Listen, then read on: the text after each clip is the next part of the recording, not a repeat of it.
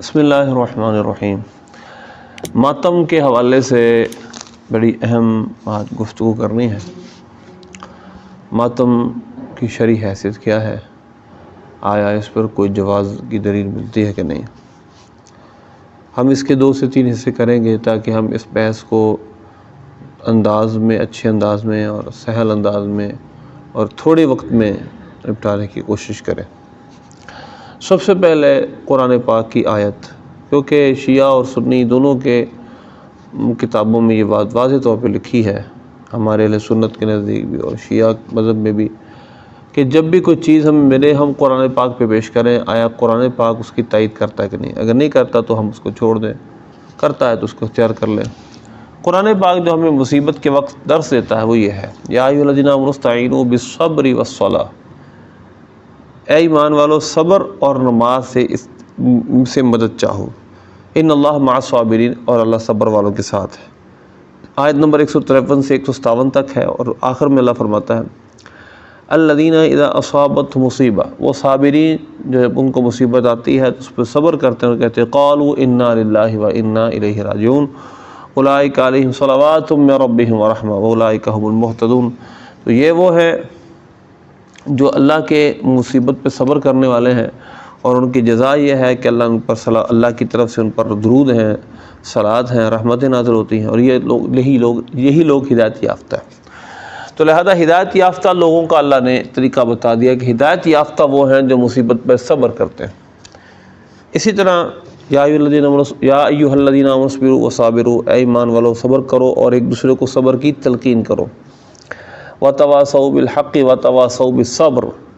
تو صبر کی تلقین اور صبر کے احکام، صبر کرنے کی فضیلت قرآن پاک میں جا بجا، انما یوفی الصابرون اجرهم بغیر حساب، صبر کرنے والوں کو اللہ بے حساب اجر عطا فرماتا ہے، بے حساب اجر عطا فرمائے گا۔ واصبر وما صبرک الا باللہ ولا تحزن علیہم، اور آپ صبر کریں اور آپ کا صبر اللہ کی توفیق ہی سے حاصل ہوگا، اور آپ ان شہداء احد پر غمگین نہ ہوں، یعنی ولا تحزن علیہم کہ ہم کا مرجع کیا ہے؟ شہداء احد۔ اسی طرح اگر آپ ان آیات کی کچھ تفسیر شیعہ کتب سے بھی دیکھیں تو اس سے بھی یہی پتہ چلتا ہے کہ ہمیں جو مقتولین ہیں، جو شہداء ہیں، ان پر ہمیں صبر کی تلقین اللہ نے خود بیان فرمائی۔ مثلا شیخ ابو جعفر محمد بن حسن طوسی کی جو تفسیر ہے، اس آیت کی تفسیر طبیان نام ہو اس کی تفسیر کا، اس سے مراد ہے وَاصْبِرْ وَمَا صَبْرُكَ إِلَّا بِاللَّهِ، اس کے تحت قِيلَ الْمُرَادُ لَا تَحْزَنْ عَلَىٰ قَتْلَىٰ أُحُدٍ، کہا گیا اس سے مراد یہ ہے کہ جو احد کے شہداء ہیں ان پر آپ غم نہ کریں، کیوں؟ لِمَا آتَاهُمُ اللَّهُ مِنَ الْخَيْرِ، اس وجہ سے جو اللہ ان کو خیر عطا فرمائی ہے۔ فضل بن حسن طبرسی، یہ دوسری تفسیر ہے، تفسیر مجموع البیان، اور اس تفسیر میں بھی شیعہ کی بہت بڑی تفسیر ہے، اس میں بھی ہے معنی اس کا یہ ہے، یہی جو میں نے آپ کے سامنے بیان کر دیا کہ اللہ تعالیٰ نے ان کو قد نقلہم الی ثوابہ و کرامتہ، اللہ نے ان کو اپنی کرامت، اپنے ثواب میں جگہ عطا فرمائی۔ اسی طرح ما اصاب من مصیبت فی الارض الا باذن اللہ، قرآن پاک میں جا بجا اس طرح مضامین کو ہمیں بیان کیا گیا ہے، وہاں ہمیں صبر کی تلقین ارشاد فرمائی گئی ہے اور ہمیں جزا فضا سے منع کیا گیا۔ اسی طرح قرآن پاک کی آیت میں اپنے جسم کو نقصان پہنچانے سے منع کیا۔ مثلا 5ویں پارے کا دوسرا رکوع ہے، یا ایھا الذین آمنوا لا تقتلوا انفسکم، اے ایمان والو اپنے آپ کو نہ مارو۔ اب اس کے اندر مطلقاً مارنے کی ہمیں نفی ہے، وہ چیزیں ہمیں جو ہلاکت میں ڈالتی ہیں وہ منع ہو گئیں، یعنی جس سے ہم مر سکتے ہیں، اور خود ماریں، یعنی کوئی ایسا ذریعہ بنے کسی کے مارنے کا، ہمیں ہر طرح سے اس پر اپنے آپ کو اقدام قتل اور قتل سے منع کیا گیا ہے۔ اسی طرح دوسرے پارے میں اللہ فرماتا ہے وَلَا تُلْقُوا بِأَيْدِيكُمْ إِلَى التَّهْلُكَةِ، اپنے ہاتھوں اپنے آپ کو ہلاکت میں مت ڈالو۔ تو ظاہر ہے کہ اب جب چھری مارے گا کوئی اپنے جسم پر تو کوئی پتہ نہیں، وہ بڑھتے بڑھتے انسان کا اپنے ہلاکت کا سبب بن جائے۔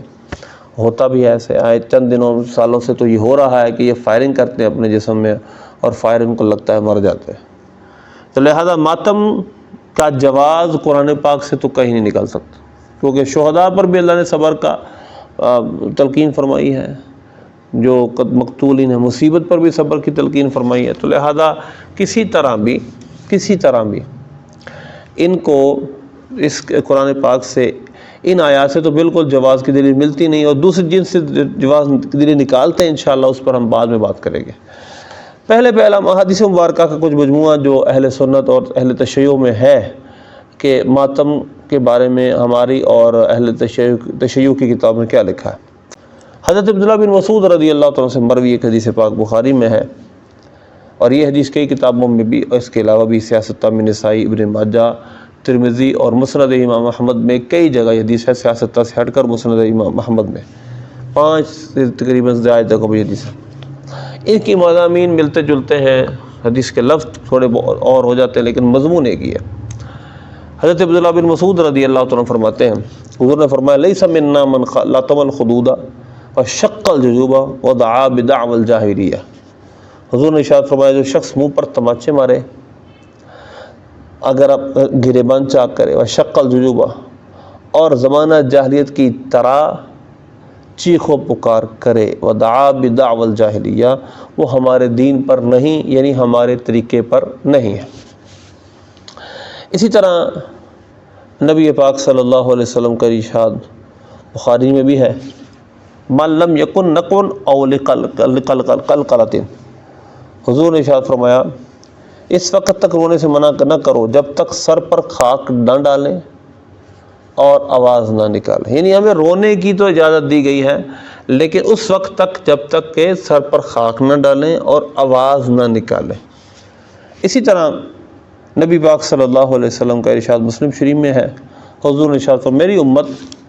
میں زمانہ جاہلیت کی 4 عادتیں جن کو وہ ترک نہیں کریں گے، 4 فی امتی من امر الجاہلیت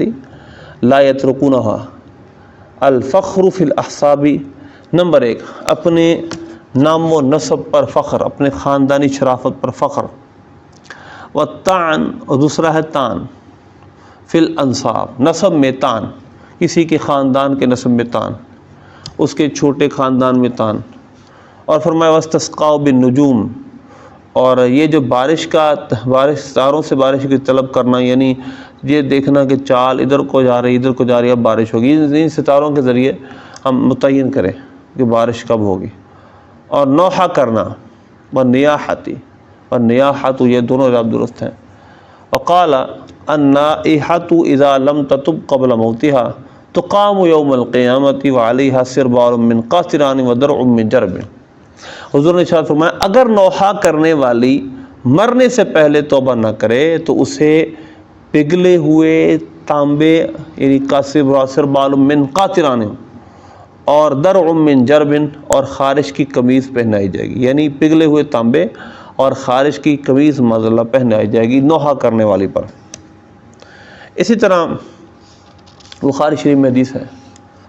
اور سورہ ممتحنہ کی آیت نمبر 11 میں اس کی وضاحت ہے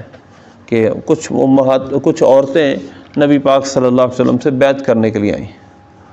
اور ان بیعت کو نبی پاک صلی اللہ علیہ وسلم سے لی، لیکن کن چیزوں پر؟ بخاری میں حدیث ہے کہ ام عطیہ رضی اللہ تعالیٰ عنہ فرماتی ہیں قال بایعنا رسول اللہ صلی اللہ علیہ وسلم، ہم نے حضور سے بیعت لی، حضور نے ہم سے بیعت لی، اور پھر انہوں نے آیت کریم پڑھی، فقرأ علینا، ہم پر پھر آیت پڑھی اللہ یشرکن باللہ شیئا ولا یسرکن، پھر پوری آیت پڑھی، اس کے بعد ونہانا عن النیاحۃ، اور حضور نے ہمیں نوحہ کرنے سے منع فرمایا۔ اسی طرح حضرت ام عطیہ رضی اللہ تعالیٰ عنہ سے ہی مروی ہے، اخذ علینا النبی صلی اللہ علیہ وسلم عند البیعۃ اللہ تنوح، کہ حضور پاک صلی اللہ علیہ وسلم نے ہم سے بیعت لیتے وقت فرمایا تھا کہ ہم نوحہ نہیں کریں گے۔ ابو داؤد شریف میں، مسلم میں، ابو داؤد نسائی میں یہ حدیث پاک ہے، مسند امام احمد میں بھی ہے۔ حضور پاک صلی اللہ علیہ وسلم نے ارشاد فرمایا، آپ نے فرمایا لعن رسول اللہ، نہیں، حضرت ابو سعید فرماتے ہیں لعن رسول اللہ صلی اللہ علیہ وسلم، حضور نے لعنت فرمائی النائحۃ والمستمعۃ، حضور نے نوحہ کرنے والی اور سننے والی پر لعنت فرمائی، یعنی سننے والی اور کرنے والی دونوں پر لعنت حضور نے ارشاد فرمائی ہے۔ تو لہذا نوحہ کرنا، سینہ پیٹنا، منہ پر تماچے مارنا، کپڑے پھاڑنا، ہماری شریعت میں اس کی کوئی گنجائش نہیں ہے۔ اب یہی آیت سورہ ممتحنہ کی آیت نمبر جو 12 ہے، اسی کا شان نزول اب شیعہ کتب میں چلے جائیں تو تفسیر قمی شیعہ کی امہات تفاسیر میں سے ہے، اس پہ صراحتاً یہ بات لکھی ہے کہ ہم سے حضور صلی اللہ علیہ وسلم نے جو بیعت دی تھی اس میں بیعت میں یہی کچھ ہمیں سے منع کیا تھا کہ ہم اپنا منہ نہیں نوچیں گے، الا تخمشن وجوہا ولا تلتمن خدا، نہ اپنا منہ پہ تماچے ماریں گے، نہ اپنے بال اکھاڑیں گی، ولا تمزقن جیبا، نہ ہم اپنے گریبان پھاڑیں گے، اور نہ اپنا منہ کالا، اور نہ کالے کپڑے پہنیں گے، ولا تسودن ثوبا، نہ ہم نے کالے کپڑے پہنیں گے۔ اب کالے کپڑے کی معانت ہے، یہ تفسیر قمی اس آیت کی تفسیر سورہ ممتحنہ کی آیت نمبر 12۔ اور ولا تدعون بالویل والثبور، اور ہم واویلا بھی نہیں کریں گے، ویل بھی نہیں ڈالیں گے، اور ہم قبر پر کھڑی بھی نہیں ہوگی، قبر کے پاس بھی نہ بیٹھیں گی۔ اور پھر فرمایا فبایعہن رسول اللہ صلی اللہ علیہ وسلم علی ہذہ شروط، کہ راوی فرماتی ہے حکیم کہ حضور صلی اللہ علیہ وسلم نے ان شروط پر ہم سے بیعت دی۔ اب یہاں پر نوحہ، تماچے مارنا، گریبان پھاڑنا، اپنے بال نوچنا، ان تمام پر حضور پاک صلی اللہ علیہ وسلم نے عورتوں سے بیعت دی کہ یہ کام نہیں کریں گے۔ تفسیر قمی میں یہ روایت لکھی ہے۔ اسی طرح شیخ محمد حسن طوسی اسی آیت کی تفسیر میں، تفسیر تبیان میں لکھتے ہیں، کہتے ہیں کہ اس کا مطلب یہی ہے، یہ اوپر میں نے بیان کیا، سیم یہی بات انہوں نے کی ہے کہ حضور پاک صلی اللہ علیہ وسلم نے ان چیزوں سے منع کی۔ پھر اسی طرح سورہ ممتحنہ کی اسی آیت کی تفسیر میں فضل بن حسن تبرسی، جو اس کو امام تبرسی مشہور ہے، یہ شیعہ مذہب کے بڑے عالم ہیں، ان کی تفسیر ہے مجموع البیان، اس کے اندر یہی بات لکھی ہے کہ ہمیں ویل سے منع کیا گیا، خمش وجہ یعنی چہرے پر تماچے مارنے، خراشے ڈالنے سے منع۔ اسی طرح شیخ کاشانی، شیخ فتح اللہ کاشانی، انہوں نے بھی اسی تفسیر کے، یہ بھی شیعہ مفسر ہے، اور یہ لکھا ہے کہ مفسراں در تفسیر در تعریف تفسیر معروف در این مقام خلاف کرداند۔ مفسرین معروف کی تفسیر میں اختلاف ہے، یعنی ابن زید کی روایت یہ ہے کہ نوحہ نہ کرے، معروف فبایعہن فی المعروف ہے نا قرآن پاک میں اسی جگہ ہے کہ معروف میں وہ بیعت کی انہوں نے۔ تو اب معروف کیا ہے، یعنی نیکی کیا ہے، تو اس کے بارے میں کہتے ہیں کہ نوحہ نہ کریں گی، اور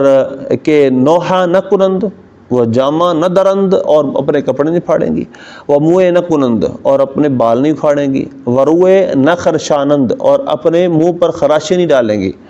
اور سر اپنا زبان درازی نہ کریں گی، شعر نہ پڑھیں گی۔ تو یہ تمام چیزیں شیخ کاشانی نے بھی اپنی کتاب کے اندر منہج الصادقین کے اندر لکھی ہیں۔ تو لہذا یہ کچھ میں نے ابھی تک کچھ باتیں کی ہیں، لیکن اس پر ابھی آپ دوسری طرف آ جائیں تو اب تسلسل کافی، جو کہ شیعہ مذہب میں وہ مقام رکھتی ہے جو بخاری کا ہمارے اہل سنت میں ہے، اس کے اندر صراحتاً مولا کائنات رضی اللہ تعالیٰ عنہ کا وہ قول حدیث کے طور پہ لکھا ہے۔ حدیث حضرت مولا کائنات سے وہی قول نہج البلاغہ میں لکھا ہے، وہی قول نہج البلاغہ سے ہٹ کر اصول کافی میں حدیث کے طور پر اصول کافی کے اندر بیان کیا گیا، فروع من الکافی کی دوسری جلد میں۔ اور وہ قول کیا ہے، حدیث پاک کے طور پہ دیکھ لیں یا مولا علی کا قول لیں کہ ینزل الصبر علی قدر مصیبہ، کہ صبر مصیبت کے مطابق اترتا ہے، نہج البلاغہ کے اندر یہ موجود ہے۔ اس کے بعد آپ نے فرمایا من ضرب یدہ علی فخذہ عند مصیبت حبط عملہ، جو مصیبت کے وقت اپنے رانوں پہ ہاتھ مارے اس کا عمل ضائع ہو گیا۔ میں نے جیسے پہلے عرض کی کہ یہی بات اصول کافی کے اندر حدیث کے طور پر بیان کی گئی ہے۔ شیخ ابو یعقوب کلینی نے یہی بات بطور حدیث کی پیش کی ہے، اور نبی پاک صلی اللہ علیہ وسلم سے یہ روایت کیا ہے کہ آپ نے فرمایا من فعل جو یہ کرے گا، یعنی جو اپنے ہاتھ مصیبت کے وقت اپنے رانوں پہ مارے گا تو اس کا عمل فحبط اللہ تعالی اجرہ، اللہ اس کا اجر بالکل ضائع کر دے گا۔ اسی طرح اسی تفسیر کافی کے اندر اصول الکافی جو شیعوں کی معتبر کتاب ہے، باب صبر ہے، اس کی دوسری جلد کا باب صبر، اور اس کے اندر بہت ساری حدیث لکھی ہیں کہ یہ ہے الصبر رأس الایمان، کہ صبر ایمان کا سر ہے، یعنی صبر ایمان کی اصل ہے۔ اسی طرح پھر دوسری حدیث پہ لکھی ہے صبر من الایمان بمنزلۃ الرأس من الجسد، کہ صبر ایمان کی طرح ایمان میں وہ حیثیت رکھتا ہے جو سر کی جسم کے مقابلے میں ہوتی ہے۔ فَإِذَا ذَهَبَ الرَّأْسُ ذَهَبَ الْجَسَدُ، سب جانتے ہیں جب سر چلا جائے تو جسم بھی چلا جاتا ہے، جسم زندہ نہیں رہتا۔ كَذَلِكَ إِذَا ذَهَبَ الصَّبْرُ ذَهَبَ الْإِيمَانُ، اسی طرح جب صبر چلا جاتا ہے تو ایمان بھی چلا جاتا ہے۔ یہ میں آپ کو اصول کافی سے اوپر سے پڑھ کے سنا رہا ہوں، یہ میرے پاس موبائل کے اندر پوری یہ کتابیں تقریباً جن کے حوالے دے رہا ہوں، اکثر کتابیں موجود ہیں۔ ایک دوسرا واقعہ اسی اصول کافی کے اس جلد میں ہے۔ ابو جعفر امام جعفر فرماتے ہیں کہ جب میرے باپ علی بن حسین رضی اللہ تعالیٰ عنہ یعنی امام زین العابدین، ان کو وفات کا وقت قریب آیا، دمانی الی صدری، مجھے میرے باپ نے اپنے سینے سے چمٹا لیا۔ ابو جعفر کون؟ امام باقر، ابو جعفر کے باپ یعنی امام باقر۔ فرماتے یا بنیا، انہوں نے مجھے فرمایا میرے بیٹے، اوسی کا بما اوسی بھی ابی حین حضرت الوفات، میں اب وہی آپ کو نصیحت کرتا ہوں جو میرے باپ نے یعنی امام حسین نے مجھے کی تھی جب ان کو وفات کا وقت قریب آیا تھا۔ وہ یہ تھی ان اباہ اوصاہ بہ، کہ میرے باپ نے مجھے صبر کی تلقین کی تھی، یعنی میرے باپ نے مجھے صبر کی تلقین کی تھی اور فرمایا یا بنیا اصبر علی الحق، حق پر صبر کرو، وان کان مرن، اگر یہ کڑوی چیز ہے لیکن حق پہ صبر کرو۔ تو لہذا ہمیں جو سکھایا گیا ہے یہ اصول کافی جو کہ شیعوں کی ایک معتبر کتاب ہے، اس میں بھی صبر کے فضائل ہیں اور مختلف واقعات ہیں، اور ان کے اندر یہ بات واضح طور پہ لکھی ہے کہ صبر بڑے بڑے اماموں نے صبر کیا، ان کے جب بیٹوں کی وفات ہوئی انہوں نے اس پر بھی صبر کیا، اور لہذا یہ صبر کے واقعات ملتے ہیں، اور یہ صبر کے واقعات کو ہمیں بیان بھی کرنا چاہیے تاکہ لوگوں کو پتہ چلے کہ انہوں نے تو ہمیں صبر کی تلقین کی ہے اور یہ ہمیں کیا کریں۔ اسی طرح شیعہ کتب کے اندر اور جگہ بھی یہ روایت موجود ہے کہ جن میں صبر کی تلقین ہے، صبر کا حکم ہے، اور خود ایک امام کا واقعہ ابو عبداللہ ہے امام جعفر صادق ہے کو اور میرے ذہن میں نہیں آ رہا، اصول کافی کے اندر واضح طور پہ لکھا ہوا ہے کہ ایک شخص ان کے بیٹے کی عیادت کے لیے آیا، بیمار تھا، تھوڑی دیر بعد دیکھا کہ پریشان تھے اس وقت، تھوڑی دیر بعد دیکھا کہ وہ مسکرانے لگے، ان کا چہرہ اچھا ہو گیا، کھیلنے لگا۔ ہم نے اس کی حضور کیا بیٹا ٹھیک ہو گیا؟ انہوں نے فرمایا بیٹا تو ٹھیک نہیں ہوا، وہ تو فوت ہو گیا۔ حضور کیا پھر یہ کیا ہے؟ آپ تو بالکل کھیل رہے ہیں، آپ کا چہرہ سفید ہو چکا ہے۔ آپ نے فرمایا جب مصیبت آتی ہے ہم آنے سے پہلے اس کے لیے غور و فکر کرتے ہیں، ہم زدہ ہوتے ہیں، لیکن جب آ جاتی ہے تو پھر ہم اس پہ مطمئن ہو جاتے ہیں، ہم اس پہ صبر کرتے ہیں۔ یہ باقاعدہ بالکل واضح طور پہ اصول کافی میں روایت لکھی ہوئی ہے۔ اسی طرح مَن لا يحضرہ الفقیہ کی حدیث نمبر ہے جس کا نمبر ہے 526 کہ نبی پاک صلی اللہ علیہ وسلم کا لمحہ ماتا ابراہیم، ہماری اہل سنت کی کتاب میں یہ سب موجود ہے، جب حضور پاک صلی اللہ علیہ وسلم کا شہزادت ابراہیم رضی اللہ عنہ فوت ہوئے، قال نبی صلی اللہ علیہ وسلم حزنا علیک یا ابراہیم وإنا لصابرون، اے ابراہیم تم پہ ہمیں غم تو ہے لیکن ہم صبر کرنے والے ہیں، یحزن القلب وتدمع العین، ہم دل تو غم میں مبتلا ہے، آنکھوں سے آنسو بھی جاری ہیں، ولا نقول ما يسخط الرب، ہم اس کو کبھی بھی ہم وہ کبھی جملہ استعمال نہیں کریں گے جو سے ہمارا رب ناراض ہو جائے، جو جملہ ہمارے رب کو ناراض کر دے۔ اور اسی طرح اس سے آگے پھر حدیث لکھی ہے 528 نمبر مَن لا يحضر الفقیہ، میں نے اس کی فوٹو کاپی لی ہوئی ہے، اور اس کے اندر یہ باقاعدہ روایت لکھی ہے ان البلاء والصبر یستبقان الی المؤمن، بلا اور صبر مومن کی طرف جاتے ہیں، فیاتیہ البلاء وہو صبور، بلا ان کے پاس آتی ہے تو وہ صبر کرنے والا ہوتا ہے، وان الجزع والبلاء یستبقان الی الکافر فیاتی البلاء وہو جزون، اور کافر کی طرف بلا اور جزع دونوں بڑھتے ہیں، صبر نہیں بڑھتے، اور وہ کافر کی طرف جب جاتے ہیں تو بلا بڑھتی ہے اور وہ غم زدہ ہوتا ہے۔ تو اس سے پتہ چلا کہ ہمیں ائمہ اہل بیت نے صبر کی تلقین کی ہے، ہم صبر کریں اور صبر پر اجر پائیں۔ اس طرح بہت ساری اور روایتیں ہیں جن میں جیسا کہ ابو عبداللہ ایک راوی، میں نے پہلے واقعہ اس کا ان کا واقعہ بیان کر چکا ہوں، ان کے بیٹے کے وہ فوت ہونے پر انہوں نے جب فوت ہو گئے تو صبر کی کہا ہمیں صبر کا حکم دیا گیا۔ اسی طرح بہت ساری اور روایتیں اور جگہ موجود ہیں، ہم تھوڑا سا اختصار کے ساتھ چلتے ہیں۔ اسی طرح ملا باقر مجلسی کی کتاب حیات القلوب میں بھی ایک بات لکھی ہے کہ امیر المؤمنین نے فرمایا، حضرت علی مرتضیٰ نے، ایک روز میں اور فاطمہ حضور پاک کی خدمت میں گئے۔ روایت کردہ از محمد تقی کہ امیر المؤمنین فرمود روز من و فاطمہ بخدمت حضرت رسول رفتے، میں اور فاطمہ حضور پاک صلی اللہ علیہ وسلم کی خدمت میں گئے تو حضرت صلی اللہ علیہ وسلم بسیار می گرست، آپ بہت رو رہے تھے، عرض کردم پدر و مادرم فدائے تو بعد، یا رسول اللہ چھ چیز سبب گریاں تو شداست، یا رسول اللہ میرے ماں باپ پر فدا ہوں کہ آپ گریہ کیوں کر رہے ہیں، اتنا رو کیوں رہے ہیں؟ فرمود یا علی شبے کے مرابع آسمان بردند، جس رات میں آسمان پہ گیا، زنے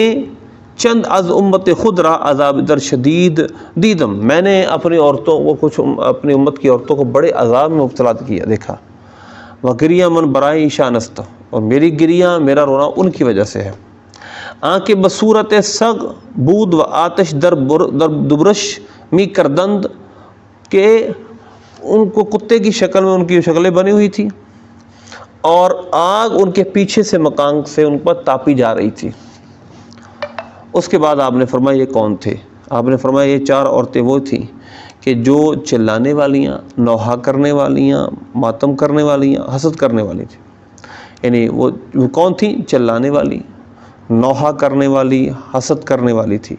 تو لہذا آپ صلی اللہ علیہ وسلم نے باقاعدہ اس کی سزا قیامت سے پہلے دیکھی ہے۔ وَنُوحَ کنند وحسود خوانند ونوحہ کنند وحسود بود، نوحہ کرتی ہیں، پڑھتی ہیں اور حسد کرتی ہیں۔ لہذا اسی طرح ایک اور واقعہ لکھا ہے ملا باقر مجلسی نے اپنی کتاب حیات القلوب کے اندر ہی۔ واقعہ یہ ہے، اکرمہ بن ابی جہل کی زوجہ ام حکیم بنت حارث بن حشام نے پوچھا، یا رسول اللہ صلی اللہ علیہ وسلم آقدہ معروف است کہ خدا گفتاست ما معصیتو در آن نکنیم، کہ یہ یا رسول اللہ وہ کون سی نیکی ہے کہ جس کے متعلق اللہ تعالیٰ نے یہ کہا ہے کہ ہم اس میں آپ کی نافرمانی نہ کریں؟ کون سی نیکی ہے؟ حضرت فرمود در مصیبتہا، آپ نے فرمایا مصیبت کے وقت اپنے چہرے پہ تماچے نہ مارو، تماچا بر روئے خود مزند و روئے خود را مخرشید، اور اپنے منہ کو خراش مت لگاؤ، وہ منہ خود رم کنید، اور اپنے بال مت چھیلو، و گریباں خود را چاک نہ کنید، اور اپنا گریبان بھی خود اپنے کپڑے بھی نہ پھاڑو، و جامہ خود را سیاہ مکنید، اور کالا رنگ کا لباس بھی مت پہنو، وویلا مگوید، اور وویلا بھی مت کرو۔ پس بری شرطہ حضرت عیشا بیعت کر، اس شرطوں پر، ان شرائط پر حضور پاک صلی اللہ علیہ وسلم نے ہم سے بیعت کی۔ تو یہ ملا باقر مجلسی کی کتاب حیات القلوب کی جلد 2 صفحہ نمبر 460 کے اندر پر واقعہ لکھا ہوا ہے۔ اسی طرح نبی پاک صلی اللہ علیہ وسلم نے جو پیچھے فرما دیا، میں نے آپ کو پہلے حدیث سنا چکا ہوں، 4 باتیں میری امت نہیں چھوڑے گی، اور 4 باتیں شیعہ کی کتاب حیات القلوب میں ملا باقر مجلسی نے لکھی ہے، اور وہ 4 باتیں میں پہلے بیان کر چکا ہوں، ہمارے اہل سنت کی کتابوں میں بھی ہے۔ تو ملا باقر مجلسی نے مزید حیات القلوب میں ایک اور واقعہ لکھا ہے، اور وہ واقعہ یہ ہے کہ حضرت جابر انصاری سے روایت ہے کہ رسول اللہ صلی اللہ علیہ وسلم نے اپنے آخری مرض میں حضرت فاطمہ رضی اللہ تعالیٰ عنہ کو چند نصیحتیں فرمائی، بڑی اہم بات ہے۔ وہ کیا نصیحتیں تھیں؟ وہ نصیحت ہے، اے فاطمہ برائے پیغمبر گریبان نمی باید، اے فاطمہ پیغمبر کے لیے اپنے گریبان کو مت چاک کرنا، و روئے باید نمے باید خراشید، اور اپنا چہرہ مت نوچنا، اور واویلا نہیں کرنا، لیکن بگو آنچے پدر تدر وفات ابراہیم فرزند خود گفت، یا رسول اللہ صلی اللہ علیہ وسلم آپ نے تو خود اپنے بیٹے حضرت ابراہیم کی وفات پر آپ نے آنسو بہائے ہیں، گفت آپ نے فرمایا چشمہ می گریند، میری آنکھیں بہی تھیں، وہ دل بدر دم آید، اور دل میں درد ہے، دل بدرد میں آید، دل میں درد تھا، یعنی آپ صلی اللہ علیہ وسلم نے سمجھایا کہ رونا تو جائز ہے، لیکن واویلا کرنا، چیخنا، اپنے تماچے مارنا، کپڑے پھاڑنا یہ جائز نہیں ہے۔ اسی طرح ایک اور واقعہ، 2 واقعہ اور حیات القلوب میں ہے، لیکن وقت ہمارے پاس اتنا نہیں۔ مولا باقر مجلسی نے ایک اس طرح جلال العیور کے اندر واقعہ لکھا ہے، اور پھر کربلا کا واقعہ بھی، کربلا کے واقعے پر بھی حضرت زینب رضی اللہ تعالیٰ عنہ سے جو آپ رضی اللہ تعالیٰ امام حسین نے فرمایا تھا وہ کیا ہے؟ آپ نے فرمایا تھا ہم کو مخالفین اور منافقین کے درمیان بے یار و مددگار تنہا مسافرت میں چھوڑ کر جا رہے ہیں۔ حضرت زینب نے یہ بات کہی، اسی طرح پھر حضرت زینب نے اپنا چہرہ نوچنا شروع کیا، یہ بات کر کے اپنے دل کی باتیں حضرت امام حسین سے کر رہے تھے، تو آپ نے ان کو صبر کی تلقین کی، تو اس پر انہوں نے ان کا ریئیکشن بھی آیا، تو دوپٹہ بھی سر سے اتر گیا، گریبان چاک کیا حضرت زینب نے، بے ہوش ہو گئیں۔ امام نے اپنی بہن پر پانی چھڑکا اور اس کے بعد فرمایا، ان کو ہوش جب لائے، جب ہوش آ گئی تو فرمایا، اے بہن خدا سے ڈرو۔ آپ نے کیا فرمایا؟ خدا سے ڈرو اور اللہ تعالیٰ کی تقدیر پر راضی رہو، اور یہ جان لو کہ تمام زمین والوں نے ایک دن مرنا ہے، اور آسمان والے بھی باقی نہیں رہیں گے سوائے اللہ تعالیٰ کے۔ ہر چیز کو فنا ہے، وہ سب کو مارے گا اور مارنے کے بعد پھر زندہ کرے گا، وہ باقی رہنے میں منفرد ہے، اکیلا ہے، وہی باقی ہے۔ میرے بھائی اور ماں جو مجھ سے بہتر تھے وہ شہید ہو گئے، اور رسول اللہ صلی اللہ علیہ وسلم جو تمام مخلوق سے افضل تھے وہ بھی دنیا میں نہ رہے، اور وہ دارالبقاء کی طرف رحلت فرما گئے، اور اپنی بہن کو بہت نصیحت آپ نے فرمائی، اور پھر اس کے بعد آپ جہاد کے لیے تشریف لے گئے۔ تو آپ یہ صراحتاً امام علی مقام نے حضرت زینب کو نصیحتیں فرمائی تھی کربلا میں، جلاء العیون کی جلد نمبر 2 صفحہ نمبر 553 پر یہ بات لکھی ہے۔ آپ نے صراحتاً گویا مانا فرمایا، آپ نے فرمایا گریباں چاک مکنید و روئے ما خرشید و وبیلا مغید، کہ یہ واویلا نہیں کرنا، اپنا گریبان نہیں پاڑنا۔ یہ سب نصیحتیں امام علی مقام نے حضرت زینب سے کی، شیعہ کتب کے اندر، شیعہ کتاب میں جلاء العیون کے اندر یہ واقعہ ہے، یہ بات ہے۔ اسی طرح حضرت صادق منقول است، حضرت امام جعفر صادق سے منقول ہے کہ جب اس منحوس دن کی صبح روز میشوم، وہ روز میشوم یعنی روز منحوس دن کا آغاز ہوا، یہ ان کے نزدیک ہے، ان کا میں ترجمہ کر رہا ہوں۔ ہم اس کو منحوس، دن کو منحوس نہیں کہتے، ہم کسی چیز کو منحوس نہیں کہہ رہے، دہر کو منحوس کہنے سے منع کیا گیا ہے، لیکن جنہوں نے امام علی مقام کو شہید کیا وہ منحوس ہیں، وہ لعنتی ہیں، وہ تو لعنتی ہیں، لیکن زمانے پر لعن تان کرنے سے ہمیں حضور نے منع کیا، زمانے پر لعن تان کیا، اور لہذا ہمیں حدیث سے منع کیا، لہذا اس وجہ سے ہم کسی دن کو منحوس نہیں کہتے۔ ہاں جو کام کرنے والے ہیں یزیدی لشکر تھا، وہ سارے منحوس تھے، وہ سارے لعنتی تھے۔ اس کے بعد یعنی اس میں ترجمہ کرتے میں نے منحوس، اس ترجمے میں شوم لکھا ہوا، تالے شد امام مظلوم با اصحاب خود نماز صبح ادا کرد۔ امام علی مقام نے خود اپنے صحاب کو نماز فجر ادا پڑھائی، اور نماز کے بعد اپنے صحاب کی طرف متوجہ ہو کر فرمایا، آج علی بن حسین کے سوا تم تمام شہید ہو جاؤ گے، اور پس خدا سے ڈرنا اور صبر کرنا، یعنی امام زین العابدین کے سوا سب شہید ہو جاؤ گے، تاکہ سعادت پر فائز رہو اور دنیا کی مشقت اور مذلت سے رہائی پاؤ۔ یہ امام علی مقام کی نصیحت ہے جو جلاء العیون کی جلد 2 صفحہ نمبر 554 پہ لکھی ہوئی ہے۔ تو لہذا آپ نے صراحتاً اس سے منع کیا، اور آپ نے فرمایا از خدا پر ترسید، خدا سے ڈرنا، اور صبر کنید، صبر کرنا، تابا سعادت فائز گردید، تاکہ تم سعادت پر